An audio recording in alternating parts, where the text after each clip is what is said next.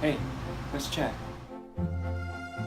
This time on Hey, Let's Chat, we have Pam Oslie, author, lecturer, energy worker, and professional psychic.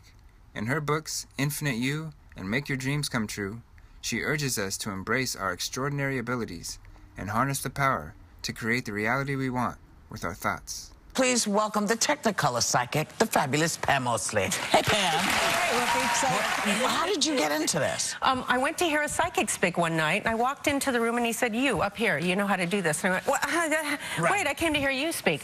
And so I started doing psychic work. I'm an example of things that are different, of what we're really capable of being. We're actually awesome, incredible beings with talents and abilities that we're not living.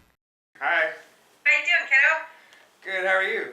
I'm good, thanks. What's your process when it comes to that stuff? Can it just come through any time, or do you need to step in? It's a state of consciousness. Just like we can go from daydreaming to fully alert or sleeping or, in between states. It's just a different state of consciousness. So I find it easy to just shift into it now. It's just listening from a deeper level. Usually I get really quiet. I connect with the person. I don't have to go into a trance. I don't have to do any of that stuff. I just shift my awareness to a quieter place, and then I hear all kinds of information, or I feel things, or I see pictures. In your experiences, have you witnessed any channeling, or have you had any channeling come through you? Yes. The very first year that I actually started doing this work, I started out with channeling. It was a really amazing experience because I didn't really know much about it. I had an experience of this incredible being come through me. He called himself Apollo. He was basically blasted into my body and kicked me out of my body. I mean, I was in my body, but I wasn't. And I felt like I was out in space, except for I knew I was in my body, but I could see stars and planets. I was out in space. And I went, oh my gosh. And I heard this being start talking through me. And it was so weird, Tynan, because they recorded it. And when I went back and heard it, first of all, I thought I was out of my body maybe 10, 15 minutes. And then it was an hour. They played it back to me, and it was an hour. And I'm kind of a shallow breather. I only breathe from my chest up usually. This guy was talking so deep, and he was breathing so deep. I went, oh my gosh, I knew it wasn't me. And I could hear him talking, and I was so embarrassed. I'm going, oh my gosh, people are going to think I'm insane. What's going on? But he started talking to them about Atlantis and parallel universe. He started talking about all this stuff. Anyway, and he said that I had known him in another lifetime, and it was so weird. I had this strong sense, Tynan, that I was an oracle in Delphi. I didn't know anything about that. I just knew that I was, and that the Christians had come in and decimated everything that I had been doing, because I was helping people. I was giving them information. I was an oracle. And then they came in and kind of basically put the kibosh on everything. But I knew all kinds of stuff about that time period. I mean, because I had sensed it. I'm telling you stuff that other people don't know, by the way.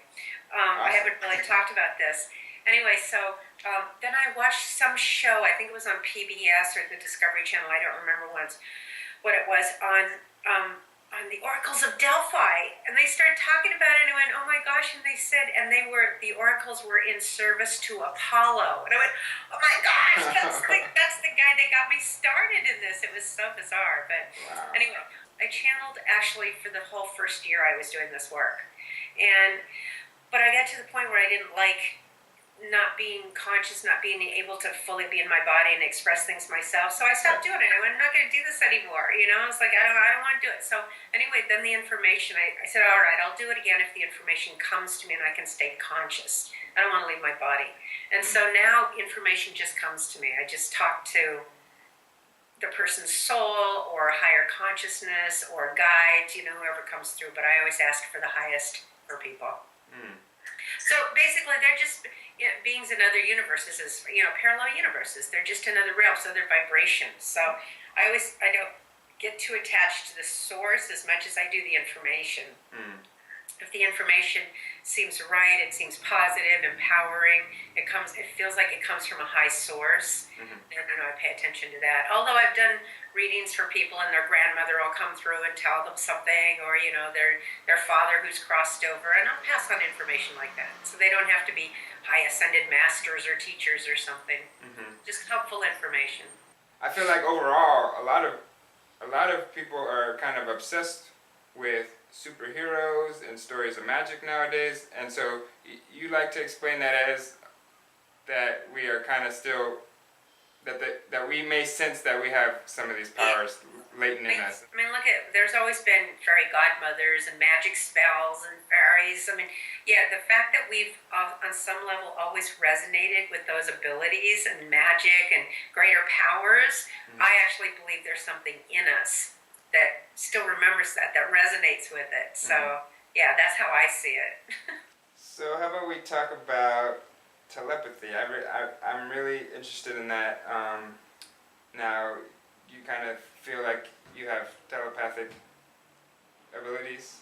Yeah, all of us do, Tynan. We are very telepathic beings. I mean, we'd have to be telepathic to even create languages, to be able to start communicating with each other. But people don't listen to every word somebody says, that they're picking up telepathically what we're saying. And we've all had the experience of thinking of someone and the phone rings and it's them, or we think of somebody and then we run into them.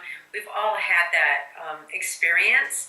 It's just developing it more, strengthening it, just like a muscle, or, learning how to play a musical instrument better. It's just exercising, it's practicing. But it's who we are. It's what we're capable of doing. And it's so funny to run into people that are like, oh, I don't want telepathy. People could read my mind. And part of me wants to go, one, what are you afraid of? Two, you can't hide from people anyway. We all sense who each other is. We all sense it. And once we really develop that ability, and I see that things like Twitter and cell phones and social media are just enhancing that. We're connecting more and more and more. People are starting to get a better sense of who everybody is, even global connection. So it's happening anyway. It's like it's starting to expand that way. And to me, the more telepathic, psychic, intuitive, whatever you want to, whatever words, whatever level you want to go to, it increases compassion and love and courage and self-confidence, because the more psychic and telepathic I become, the more I care about people, because I can see who they really are, not just the jerk on the outside or the behavior, the fear, the anger. You can see who their soul really is. So these abilities actually are beneficial for us, for the whole planet. Yeah. If we have these abilities now of being telepathic and psychic, and there's just no room to be there's no room for lying, and there's no room for trying to keep anything. If we're all going to be transparent, that's kind of that's how I believe this whole thing is unraveling. So and the veil is lifting. I mean, more and more people are being able to develop these abilities. To me, they're natural abilities, and they're not scary. And the fact that one person, and there's thousands and thousands and thousands of people that can do these kinds of things now, the fact that even one person has these abilities, number one, that means we should be researching them. Do you know what I mean? Because that shows something possible with the human consciousness. And the fact that there are thousands doing it, it's like, okay, that means all of us can do it. Right. And so people don't have to develop any of these abilities. I mean, I can use the power of my consciousness to shift into bend spoons. I've done that. Shift the weather, heal my own body, help other people, do psychic readings, all that. The fact that I can do things like that to improve the quality of life, that means everybody can. It's not like I'm some freak in nature. There's too many. So what I write in my book, Infinite You, what you mentioned, is like, we should be checking this out. We should be developing this. If we've got actually these talents, these skills, and we're not using them, it's like being birds that have wings and we're not flying anywhere. Right. Okay, we'll just be little pawns on a chessboard and, just suffer and struggle and, and then die. It's so small-minded and limiting to me. Yeah, I agree. So you speak a lot about quantum physics and the whole, consciousness. Consciousness is non-local. So that's really interesting. And one thing that's kind of crazy with me personally, and I feel like it's probably the same with a lot of people out there who are just starting to get into the quantum physics, is like it's the closest science to explaining supernatural and religious concepts, right? I mean, Exactly right. that's so. Yeah, I agree. To me, quantum physics is putting spirituality and science back together again. Yeah. You know, so it does explain it. It's like I'm really grounded. I'm not spacey, airy. You know, I've had my own business for a long time. I've run businesses. I'm really grounded. That's why I study the quantum physics of what I can do. So yeah, non-local mind, meaning it's not generated by the brain. You know, the brain is just a computer for us. Who we are, and non-local mind means we're not limited to the brain, to the body, to the mind. It's like we're way more expansive. That's why I can go connect with people that are in England or China or Australia. I can go anywhere with my consciousness, just like waves of information out there, just like cell phones, just like satellites and GPS. It's waves of information, and so all of us can do that. That I honestly believe that's why we've created this technology, is to give us clues again about what we're capable of doing. You know, it's just like, oh, we can do it through technology, but not our own minds. It's like, oh my gosh, okay. Right. But quantum physics is confirming, not just confirming, it's presenting all that to us. Right. It's kind of fun, huh? Yeah, like I said, I mean, it's super interesting. For me, just to give you a quick little background, for me, I was stuck in the whole. Well, I started off Catholic, went to college, and then started the whole materialistic view, and I need facts and all this to explain anything.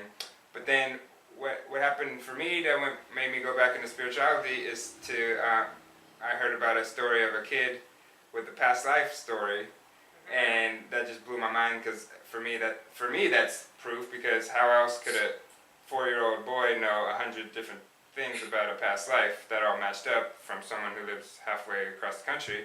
And so for me that was the first set of proof, and then I saw, you know, what the bleep and started just that all this has just been so exciting for me to have what I consider proof, scientific proof for the supernatural. So and you know, they talk about, do you know that reincarnation is in the Bible? Jesus talks about it. When Jesus said, well, you know, who do people say I am? They said, well, some people say you are John the Baptist, and other people say you're Isaiah. And he goes, no, Isaiah came back as John the Baptist, but they killed him. oh. They skipped that. They left that in the Bible. Whoops. Did you have a religious background or upbringing at all? Yeah, I actually even went to a Christian college. Yes, okay. I was raised. My mom was Methodist. My dad was Lutheran. We went to church a little bit when I was growing up, and then I put myself into church. You know, and when I was going through school, I had friends. They were all religious, so I started out that way. I went to a Christian college because I got a scholarship to go to it, and then I expanded beyond that. Let's put it that way. Do you know what it was that what sparked the expansion? Yeah, it was a number of things.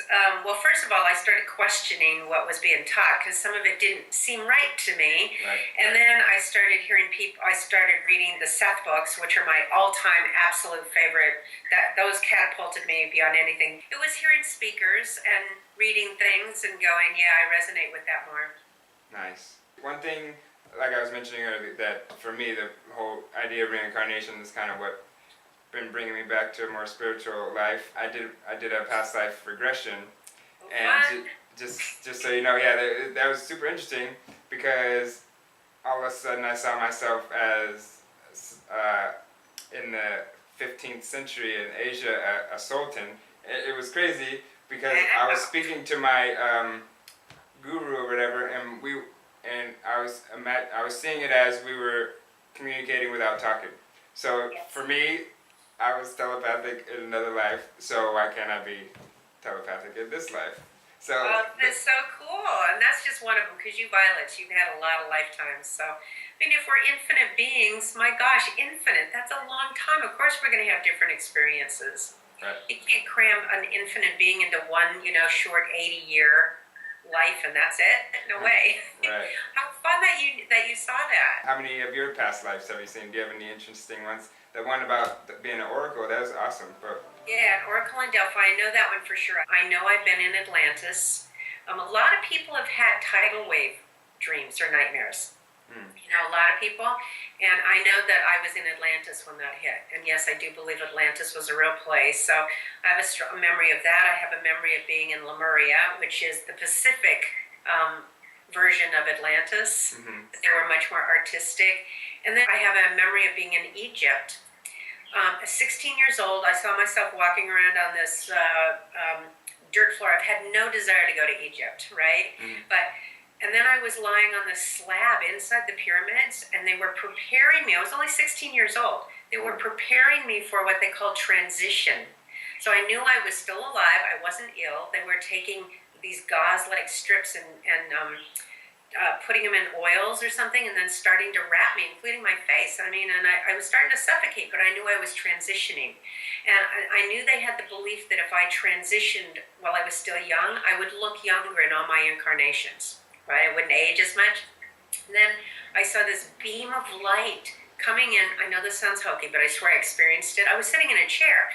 I saw this beam of light coming in from the top of the pyramids onto me, and it was pulling me up. So obviously my soul was going up into this light. And I almost fell off my chair when I had that experience. So that was weird. I never expected anything like that. And then I went to hear this woman speak the next day who can hear auras. She can hear energy fields. Like I see them, she hears them, and she knows what's wrong with somebody physically based on the note that's missing, like if they're missing a C chord or a whatever. And she looked at my palm and she went, "Oh my gosh, you know the secret of the pyramids." Well, and I had just had that experience the day before, and I went, "Wait, how come you know that?" oh my gosh. So I had an experiential experience of that one. Wow. So, but other than that, I haven't really spent much time looking at other lives. I've got enough on my hands with this one. How do you feel kind of started our whole creation on this earth? We're infinite beings. So I don't, to talk about beginnings and endings is basically just like, you know, it's just like a wave coming up and going back down, and a wave in the ocean coming up and going back down. It still exists. So we can take different appearances and then, you know, go back into the ocean, then take different appearances as a different wave and go back. So I feel like we've been infinite beings. So I feel like man has made up the stories of creation in the beginning just to make sense of, you know, how did we get here? Right. But what I find interesting is that a lot of physicists now are talking about how it's not really just one big bang. You know, like there's constant big bangs, new universes being formed all the time, and parallel universes. And I mean, the stuff that physics is saying now is mind blowing. So we're all that is. We're aspects of infinite mind, consciousness, God, whatever word you want to put to it, and that we're having these experiences.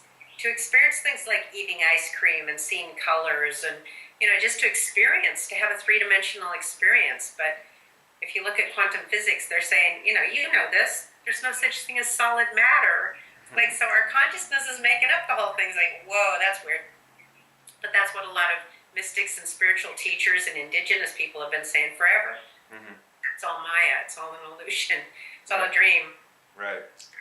Yeah. But it feels real. It feels real. So we might as well, you know, get into it. But my goal now is to be able to have dominion over that. Do you know what I mean? To really be conscious creators and not victims. Like, oh, suffer. It's like, no, man, we've got magic. We're created to do more than this. And so busting out of those limiting beliefs. Right.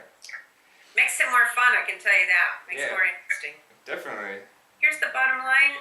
Again, I really like the Seth books, Nature of Personal Reality and Seth Speaks. You create your own reality. You create your own reality. And it says it in the Bible, you know, it's like, as a man thinketh, so he is. Right.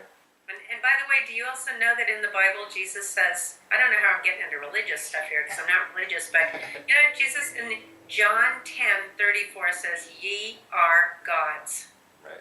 Do you see that in there? Yeah.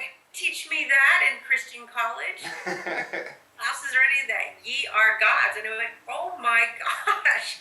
And it says it in the Old Testament too. So the prophets in the Old Testament said, ye are gods. And he said, you can believe that. I'm telling you the same thing. You're gods. Mm-hmm. And he said, the things I've done, the great things I've done, you can do yes, even more. You'll do too, and even greater. Yeah. I know, it's like, and if he could only do those things because he was God incarnate or whatever, or divine, and he's telling us we can do it too, I wonder what that says about us. Right. Yeah, I know. I'm interested in having that consciousness. Right. Being able to, walk on water, turn water to wine. Not that I drink wine, but it's like heal the sick, raise the dead. Let's walk through walls. Let's start levitating. It's like, geez, there's so many things we're capable of doing. Right. I'm ready, and I'm doing some of them. Yeah. Some of them. What's your thoughts of the future for yourself and globally? What do you? Well, I'm an optimist. Yeah. I'm very optimistic. I feel like things are falling apart so new things can arise. Like all the old structures have to fall apart. And I had Dr. Bruce Lipton on my show a couple times, and he said, he wrote The Biology of Belief. Mm-hmm. And he said, what's going on right now is the caterpillar is changing to the butterfly. Mm-hmm. And what he said was so cool. He goes, I'm no longer interested in saving the caterpillar, because the caterpillar, the legs start falling off. It dies off. Mm-hmm. And it goes into the cocoon, and it uses imaginal cells to transform into a butterfly. So he said, I'm no longer interested in saving the caterpillar. I'm more interested in helping the butterfly emerge. And I feel the same way. Yeah. So I'm very optimistic. I feel like the consciousness is shifting. I've had quite a few people on my show, physicists, that say, and now I don't know about the timing's trippy, but they're saying that within the next 5 to 10 years, we will not recognize ourselves anymore, that we're going to transform dramatically.